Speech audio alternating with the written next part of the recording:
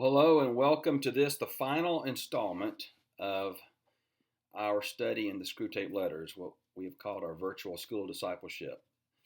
Today we're going to be looking at letters 28 through 31, the final letters in this collection of letters that Screwtape, the elder demon, is writing to Wormwood, his nephew. And it's also the culmination of the narrative that was begun as Wormwood has what is called a patient, a human that he's working on or with, who comes to faith, and then as Screwtape advises Wormwood on how he might destroy that faith, and we see today the ultimate culmination of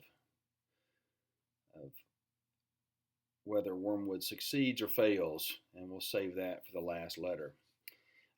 Letter 28, I've entitled Death, and it's an interesting letter. It sets up the last letter in a manner of speaking, and Screwtape begins this letter by rebuking Wormwood about his obsession with war and its carnage. And he reminds Wormwood that the patient needs to avoid death at all costs. I mean, he would tell Wormwood, you think that death would be a benefit. It's of no benefit to us. Let me read from the letter. Do you not know that bombs kill men? Or do you not realize that the patient's death at this moment is precisely what we want to avoid? He will almost certainly be lost to us if he's killed tonight. This is so obvious that I am ashamed to write it. And recall the context for the Screwtape letters. It was written in 1940 during the bombing of London by the Germans. They referred to it as the Blitz. And so that was a fear that the people of London lived with, probably a greater fear than really we have, living under a coronavirus as we do at the time this is being recorded. But Screwtape goes on to say, you should be guarding him like the apple of your eye. If he dies now, you lose him. If he survives the war, there's always hope. So what Screwtape is advising is keep him alive as long as you can. I mean, in other words, we've got more time to work on him that way. Here's another good quote. He says, prosperity knits a man to the world. He feels that he is finding his place in it, while really it is finding its place in him. I'll read that again. He feels that he is finding his place in it, in the world, while really the world is finding its place in him. So Screwtape says, look, here's one of the best strategies we can devise. Let's convince them, humans, that they can just build heaven on earth. That'll slow their taste for the real thing, so to speak. He says, as he ends the letter, whatever you do, keep your patient as safe as you possibly can. Death is ultimately no benefit to us, writes Screwtape. Well then, letter 29, I've called Cowardice. Cowardice. Screwtape notes that Wormwood's patient is certain to be bombed by the German air raid. Somehow the demonic forces know that's coming. We're not told how, but they seem to know. And Screwtape's advice to Wormwood is take full advantage of the chaos and panic that's coming. Now it's interesting, he makes this observation, Screwtape, that in the demonic realm, they're incapable of producing any real virtue. And he says that for us is a, quote, serious handicap. And so Screwtape then begins to a long lecture in that letter on the nature of hatred and fear, but he comes back to encouraging the pursuit of cowardice, encouraging cowardice in the patient. And he makes this quote. He says, we have made men proud of most vices, but not of cowardice. I thought that was really interesting. We've made men proud of most vices, but not of cowardice. But Screwtape says there's a danger to be wary of in this plan in trying to encourage cowardice. When here's the danger. Quote, the danger of inducing cowardice in our patients, therefore, is lest we produce real self-knowledge and self-loathing with consequent repentance and humility. It is therefore possible to lose as much as we gain by making our man a coward. He may learn too much about himself. So that's the the danger of the pursuit of cowardice. And he finishes with these words. For remember, the act of cowardice is all that matters. The emotion of fear is, in itself, no sin, and though we enjoy it, does us no good.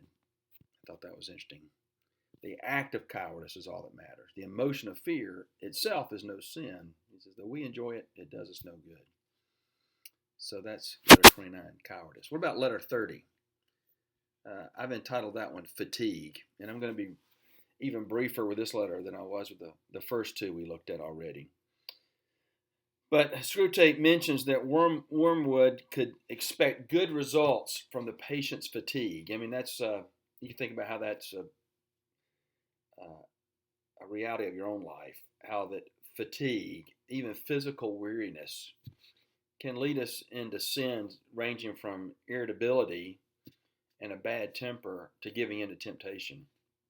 And so he writes how he should use this fatigue to bring down the patient, to encourage, as Screwtape puts it, peevishness. And then this was a quote I thought really hit home. He says, whatever men expect, they soon come to think they have a right to. The sense of disappointment can, with very little skill on our part, be turned into a sense of injury. And so he's talking about really a sense of entitlement that we all fight with. I'm entitled to a peaceful, quiet evening. I'm entitled to a good vacation. I'm entitled to a certain lifestyle. We all wrestle with entitlement. It's whatever we expect, we come to think we have a right to. And he says the sense of disappointment can, with very little skill on our part, be turned into a sense of injury. So who do we think injured us? Well, as believers, we probably think God did. He didn't order our lives the way we deserve. And then this last quote I want to read from this letter. And think about it in light of our circumstances, the COVID-19 pandemic. He says, exaggerate the weariness by making him think it will soon be over. For men usually feel that a strain could have been endured no longer at the very moment when it is ending, or when they think it is ending. The fun is to make the man yield just when, had he but known it, relief was almost in sight. I thought about our current circumstance here, 4+ months of COVID-19 and the roller coaster of lockdowns and social distancing and worship through live stream, all these things. And we're weary. And again, this is a demonic strategy, Lewis surmises. Exaggerate the weariness by making them think it will soon be over. For men and women usually feel that a strain could have been endured no longer at the very moment when it is ending, or when they think it is ending. The fun is to make the man or the woman yield just when, had they but known it, relief was almost in sight. So as you grow weary, think about that strategy. Well, as you noticed, I've been really brief with letters 28, 29, and 30 because I want to save all our time for letter 31.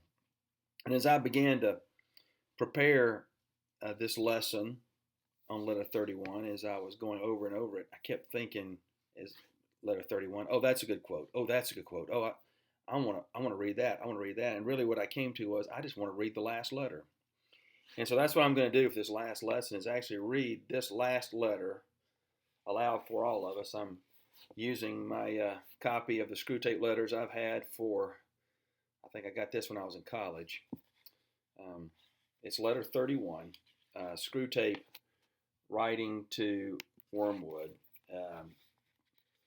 He says, my dear, my very dear Wormwood, my poppet, my pig's knee. And one editorial comment, I've never known what a pig's knee is. I need to look that up. So let me start over.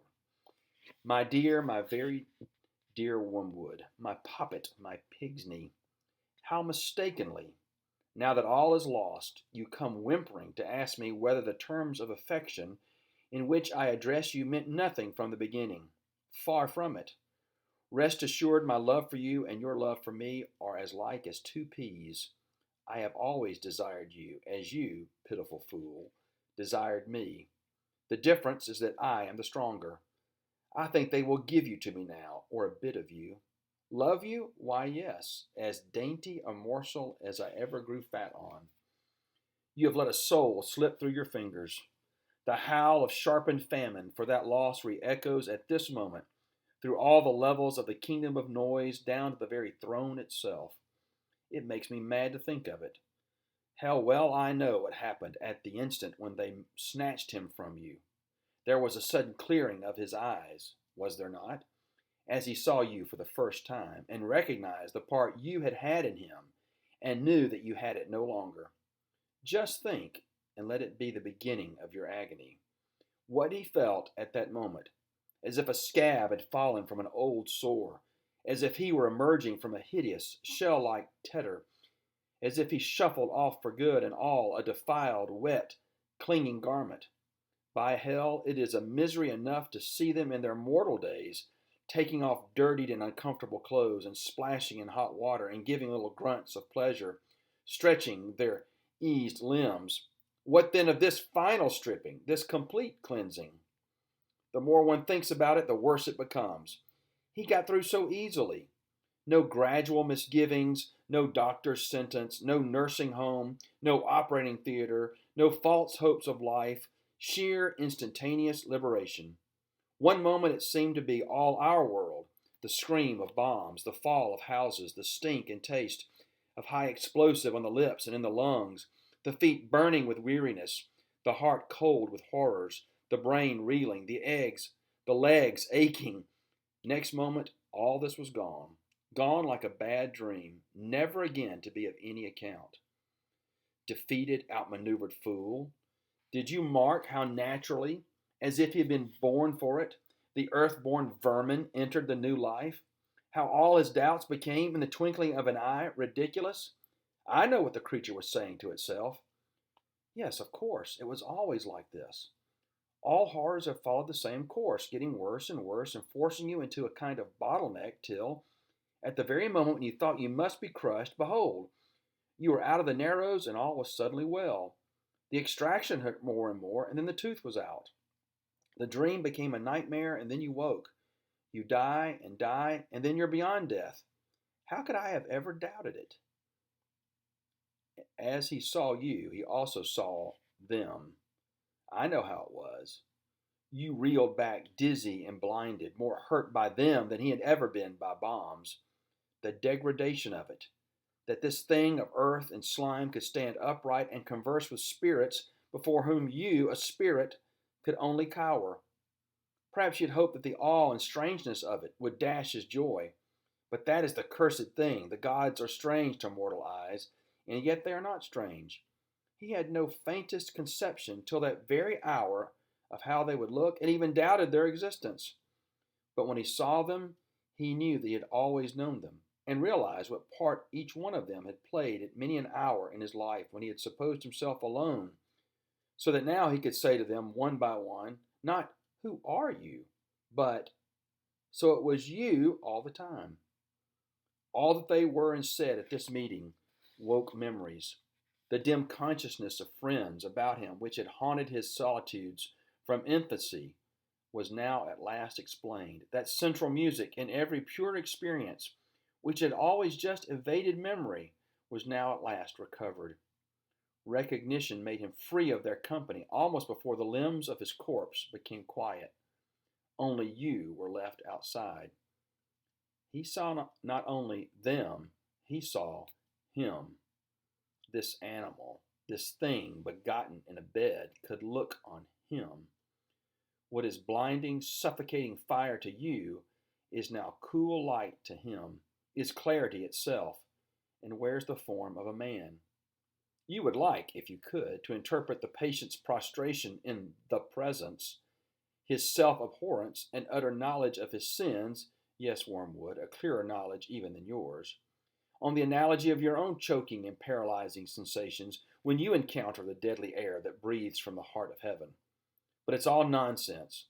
Pains he may still have to encounter, but they embrace those pains. They would not barter them for any earthly pleasure. All the delights of sense or heart or intellect with which you could once have tempted him, even the delights of virtue itself, now seem to him in comparison but as the half nauseous attractions of a rattled harlot would seem to a man who hears that his true beloved, whom he has loved all his life, and whom he had believed to be dead, is alive and even now at his door. He is caught up into that world where pain and pleasure take on transfinite values, and where all our arithmetic is dismayed. Once more, the inexplicable meets us. Next, the curse of useless tempters like yourself. The greatest curse upon us is the failure of our intelligence department. If we could only find out what he is really up to.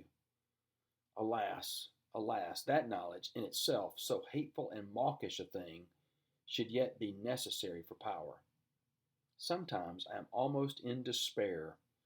All that sustains me is the conviction that our realism, our rejection in the face of all temptations, of all silly nonsense and claptrap, must win in the end. Meanwhile, I have you to settle with. Most truly do I sign myself, your increasingly and ravenously affectionate uncle, Screwtape. Well, that concludes the Screwtape letters. As the patient dies and meets them, I would assume to be the angels, angelic powers, and then he meets him with a capital H. He meets Christ. So it's a great finish, to the book, and certainly well worded. Well, I hope you've enjoyed the Screwtape letters. I hope you had a chance to read it. I think most editions have something that was added. There was I think in 1960, the publication, they added Screwtape proposes a toast, which is a chapter there at the end that's worth reading as well. But if you've been following along all 11 lessons, I salute you for your patience. I've enjoyed going back through the Screwtape letters, one of my favorite Lewis books. So hope you have a great day, and thanks for watching.